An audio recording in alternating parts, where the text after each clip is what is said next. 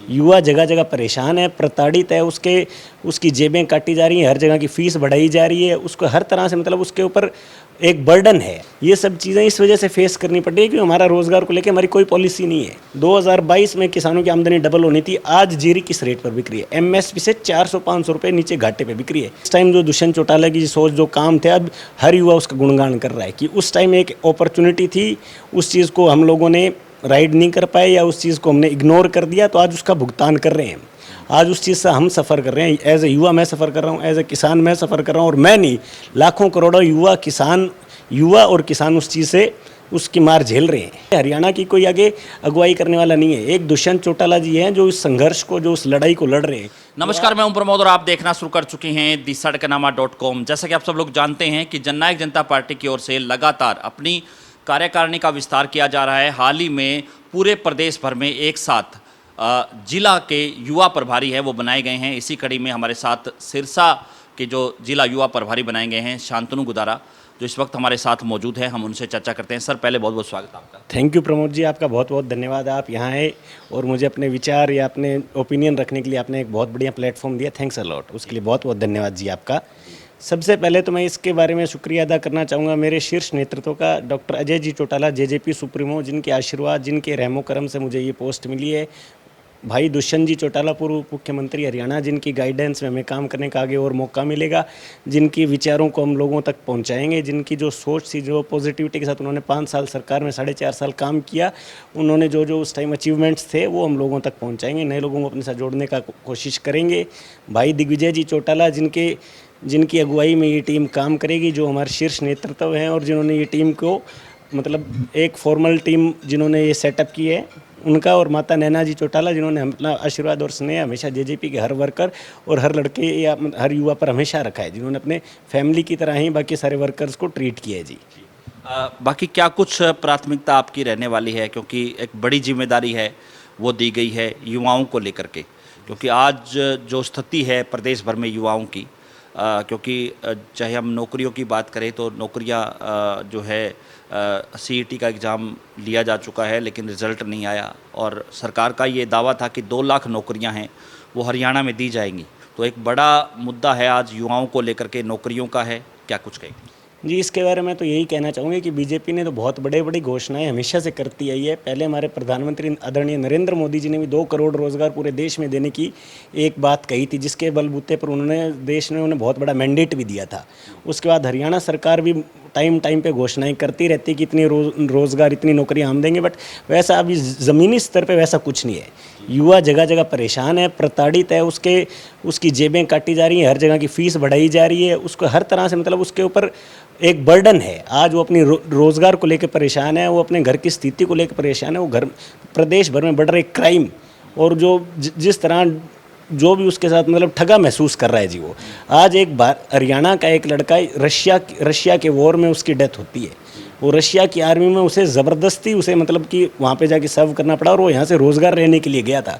क्या आज हरियाणा में 75% बिल, अगर जो दुष्यंत चौटाला जी की सोच थी वो होती तो क्या उसे रशिया जाना पड़ता? क्या किसी माँ को अपना बेटा, किसी घर को अपना चिराग समाप्त होता? क्या किसी के घर में आज इस तरह का मातम छाया होता?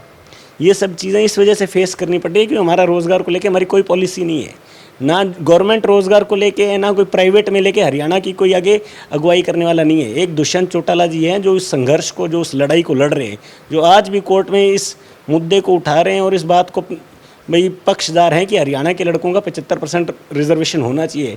आज इस तरह की डेथ, इस तरह के थ्रेट्स हरियाणा के युवा फेस कर रहे हैं जॉब्स को लेके।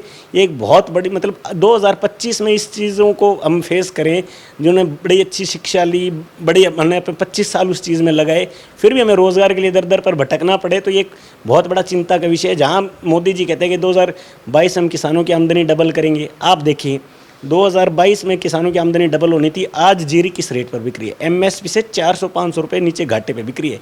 3 तरफा मार आज मतलब किसानों पर है। सबसे पहले पराली को लेके जो इशू है, अगर उसके खेत में कोई वारदात किसी तरह की हो जाती है तो उसमें सुप्रीम कोर्ट तक कहता है कि उसे जेल में डाला जाए।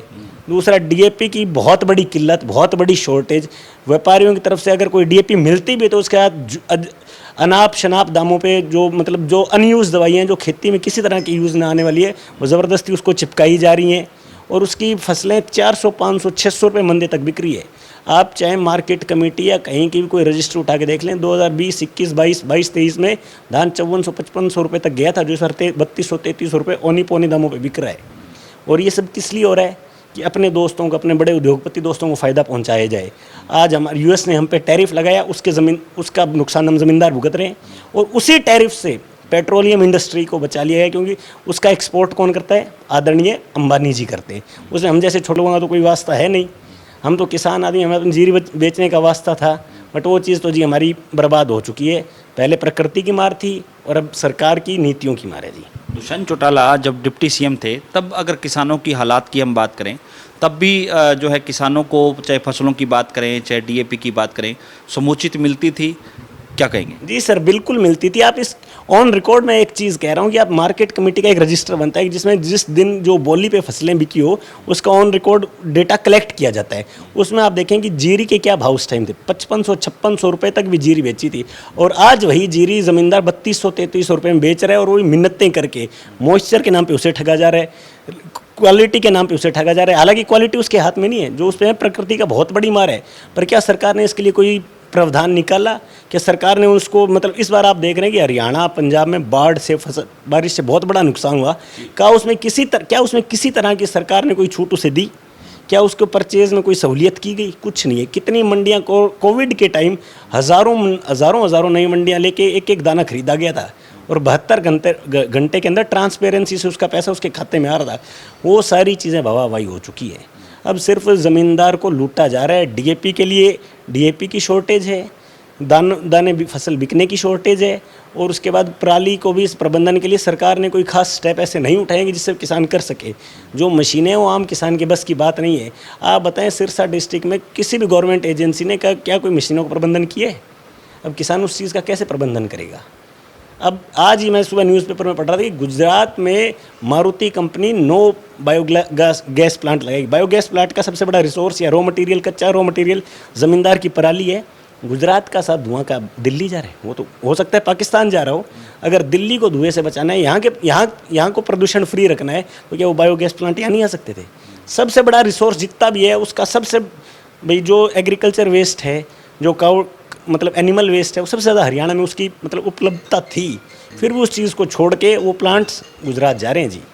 ये हरियाणा के किसान के साथ बहुत बड़ा धोखा, एक बहुत बड़ा अन्याय है कि उसको प्रताड़ित करने का, उसे तंग करने का या उसका हक छीनने का एक सरकार का मतलब सिंगल पॉइंट एजेंडा यही है।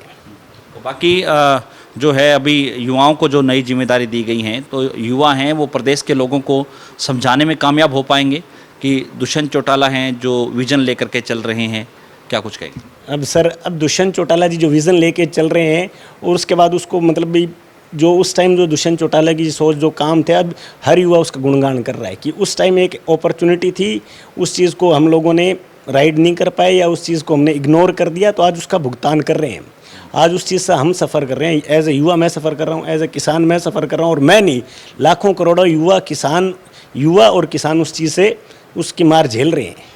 आज रोज़गार की हालात ज़ीरो है, कोई नया रोज़गार नहीं लग रहा, कोई नई इंडस्ट्री नहीं आ रही, कोई नया उद्योग नहीं लग रहा, कोई गवर्नमेंट जॉब्स नहीं है, और किसान की हालात ही बिल्कुल ज़रूरी है। ना वो बिजाई के लिए उसके पास खाद है, ना किसी और तरह, मतलब हर तरह के रिसोर्सेज की शॉर्टेज है देश में, हमारे प्रदेश में। यानी दुष्यंत चौटाला की जो नई टीम है वो इन तमाम मुद्दों को लेकर के जनता के बीच जाएगी। बिल्कुल सर, बिल्कुल। दुष्यंत चौटाला जी ने 75% रिजर्वेशन लाए थे। दुष्यंत चौटाला जी इसमें क्या कहते हैं, पंचायती राज में रिजर्वेशन लाए थे, होल्डर्स के लिए रिजर्वेशन लाए थे। दुष्यंत चौटाला जी ने पेंशन 2000 से बढ़ा के अपनी कलम से 3000 तक पहुंचाई थी। और सबसे बड़ी बात जो इनकी घोषणा थी बीजेपी पार्टी के आदरणीय मुख्यमंत्री साहब की कि हम लाडो लक्ष्मी योजना हर एक के लिए लागू करेंगे। आज उसमें इतने क्राइटेरिया और इतने उसमें बेंचमार्क्स ऐसे सिस्टम सेट कर दिए हैं कि उसके लिए पात्र होना एक बहुत बड़ी बात है। उनको मतलब हर किसी को उससे डिस्क्रिमिनेट किया जा रहा है, उससे अलग किया जा रहा है। ये आप देख रहे हैं, आप तो लोगों में घूम रहे हैं, नाराज़गी आपके सामने है। लोग अब कोस रहे हैं अपनी उस चीज़ को कि उस टाइम जो एक गलती हुई, अब उसका भर जाना 5 साल तक हरियाणा की जनता को भुगतना पड़ेगा। धन्यवाद। तो हमारे साथ जुड़े शांतनु गुदारा, जिनको हाल ही में सिरसा जिला का युवा का प्रभारी बनाया गया है, और कहा है कि दुष्यंत चौटाला जो विजन लेकर के चले थे, अब युवाओं के ऊपर वो जिम्मेदारी है। नई टीम दुष्यंत चौटाला की जो प्रदेश भर में जो है खड़ी की गई है वो गांव-गांव जाकर के इन नीतियों का प्रचार करेगी और आने वाले चुनाव में जननायक जनता पार्टी अपना जो है मुख्यमंत्री बनाएगी। इसको लेकर के पूरी तरह से ताकत है वो युवा टीम झोंकेगी। ज़्यादा से ज़्यादा इस वीडियो का आप शेयर जरूर कर दीजिए ताकि तमाम लोगों तक ये जानकारी पहुंचे। बहुत बहुत शुक्रिया।